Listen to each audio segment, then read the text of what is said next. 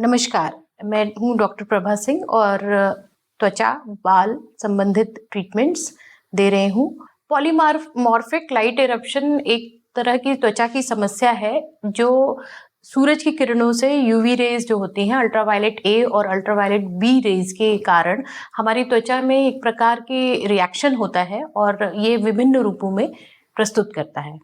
Polymorphic light eruption को संक्षेप में पीएमएलई भी कहते हैं।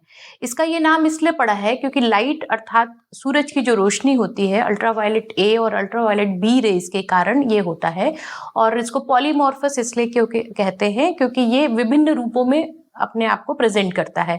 मतलब इसका जो त्वचा में आप लक्षण देखेंगे वो अलग अलग रूपों में होता है। ऐसा नहीं है कि वो एक ही तरह के पैचेस हों, वो बहुत विभिन्न प्रकार के हो सकते हैं, इसलिए इनको पॉलीमॉर्फस कहते हैं। मतलब इनका प्रेजेंटेशन अलग अलग तरह से होता है। लाइट इसलिए क्योंकि ये रोशनी की किरणों से एग्रीवेट होता है बॉडी में, और इरप्शन मतलब ये उभार जैसे या एलर्जी टाइप का आपकी त्वचा में हो सकता है। तो इसीलिए इसको हम पॉलीमॉर्फिक लाइट इरप्शन या संक्षेप में पीएमएलई के नाम से जानते हैं। पॉलीमॉर्फिक लाइट इरप्शन जैसे कि मैंने बताया कि ये सनलाइट या सूरज की किरणों से होता है और हमारी जो त्वचा का प्रकार होता है फिट्जपैट्रिक टाइप ए, टाइप 1, 2, 3, 4, 5, 6 जो होते हैं। तो हमारी जो त्वचा है वो अपने प्रकार के हिसाब से त्वचा आपकी रोशनी की जो किरणें हैं या जो लाइट रेज हैं, सन रेज हैं, उनको अलग अलग तरह से रिस्पॉन्ड करती है। जैसे जो टाइप 1 या टाइप 2 होते हैं, जो ब्रिटिश स्किन या हम वाइट स्किन कह सकते हैं, जिनको सफ़ेद, जिसमें मेलानिन का मात्रा कम होती है, वो त्वचा जब धूप में वो व्यक्ति जाता है तो उसकी त्वचा में लालपन आ जाता है, जिसको हम एरिदिमा भी कहते हैं। और जो डार्क स्किन्स होती हैं जैसे टाइप 4, 5, 6, जैसे हमारे इंडियन स्किन नॉर्मली टाइप 3 या टाइप 4 होती है, जो अफ्रीकन स्किन बोलते हैं हम, वो टाइप 5 या टाइप 6 होती है।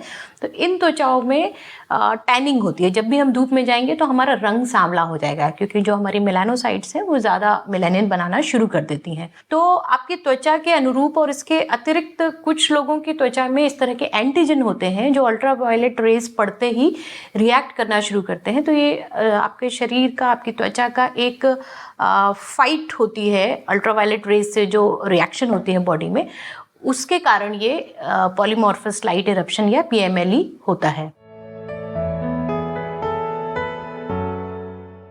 पॉलीमॉर्फिक लाइट इरप्शन को, जैसे कि मैंने बताया कि ये विभिन्न रूपों में अपने आप को प्रस्तुत करता है। तो आपकी त्वचा में हो सकता है कि हल्का सा रैशेस जैसे हों, उभरे हुए छोटे छोटे दाने हों, या ये हो सकता है कि वहाँ पे हल्का भूसी जैसा सफ़ेद फंगल इन्फेक्शन जैसा वाइट वाइट स्पॉट हो जाए, उसको हम लाइकेन नाइटिडिस कहते हैं। या कुछ ऐसा भी केसेस में हो सकता है कि पूरा पूरा सफ़ेद सफ़ेद स्पॉट से हाइपोपिगमेंटेड पैचेस हो जाएं या कुछ दाने हो जाएं। कभी कभी ऐसा भी होता है कि वहाँ पे इचिंग और रैशेस होने से वहाँ पे पानी जैसा निकलने लगे। या कुछ केसेस में ऐसा भी हो सकता है कि उसमें सुपर इम्पोज्ड इन्फेक्शन हो जाए, क्योंकि वहाँ की त्वचा जब आपकी प्रभावित है एलर्जी से या डैमेज है और उसके ऊपर कोई बारिश का मौसम है या कोई ऐसा है, तो उसमें सुपर इम्पोज्ड इन्फेक्शन भी देखने को मिल सकता है। पॉलीमॉर्फस लाइट इरप्शन का जो सबसे महत्वपूर्ण चीज़ है कि एरिया इन्वॉल्व जो होगा वो आपका सन एक्सपोज्ड एरिया होगा। जैसे गर्दन के साइड में या बैक में आपको देखने को मिलेंगे रैशेस, या आपको चेस्ट पे ऊपर का जो वी शेप भाग होगा, ज़्यादातर हमारे जो कपड़े होते हैं वो इस तरह के होते हैं कि ऊपर वी शेप में एक्सपोजर रहता है त्वचा को। या बाहों में अगर होगा तो आपके ये जो बाहर की परत है, जिसको हम एक्सटेंसर सर्फेसेस कहते हैं, इन एरियाज में देखने को मिलेगा। हाथ के बैक में मिलेगा या डॉर्सम में मिलेगा। ऐसे ही पैर के ऊपर वाले हिस्से में आपको ये चीज़ देखने को मिलेंगे, रैशेस, और ये विभिन्न रूपों में प्रस्तुत करता है अपने आप को। तो आपको इचिंग हो सकती है, नहीं भी हो सकती है। और यूजुअली सन एक्सपोजर के बाद, जैसे आप धूप में कहीं गए या हॉलीडेज़ के लिए, वेकेशंस के लिए गए हैं और सन एक्सपोजर हुआ, उसके कुछ घंटों के बाद आपको अपने त्वचा में इस तरह के वाइट स्पॉट या रैशेस या उभरे हुए दाने जैसे देखने को मिल सकते हैं। पॉलीमॉर्फिक लाइट इरप्शन को ठीक करने के लिए सबसे इम्पॉर्टेंट स्टेप ये है कि जो कॉज है उसको हम प्रिवेंट करें, मतलब क्योंकि ये धूप की किरणों से हो रहा है, तो आप जब भी बाहर जा रहे हैं या सन एक्सपोजर अगर आपको घर के अंदर बालकनी में या आंगन में हो रहा है तो सनस्क्रीन का प्रयोग करिए और कोशिश करिए कि ज़्यादा से ज़्यादा धूप को और सन को अवॉइड करें। दूसरा इम्पॉर्टेंट स्टेप ये है प्रिवेंशन के बाद कि अगर आपको रैशेज हो गए हैं, एलर्जी हो गई है और आपको इचिंग हो रही है या उसमें से दाने निकल रहे हैं, तो वहाँ पे हम टॉपिकल स्टेरॉइड्स का प्रयोग करते हैं। इस तरह के जो मॉडरेट टू पोटेंट स्टेरॉइड्स की आवश्यकता होती है कुछ समय के लिए, हफ्ता 10 दिन तक लगा के, जब रैशेज ठीक हो जाते हैं उसके बाद प्रिवेंशन पे आते हैं।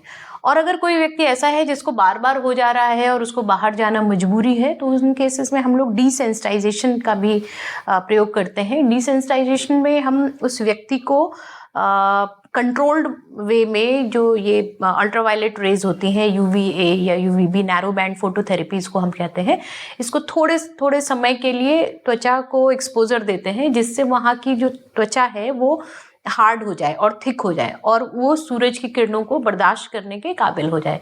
तो ये स्टेप बाय स्टेप ये करने से वो स्किन थिक तो हो जाती है, लेकिन आपको वो रैशेज और जो एलर्जिक पैचेस जैसे हैं वो नहीं होंगे।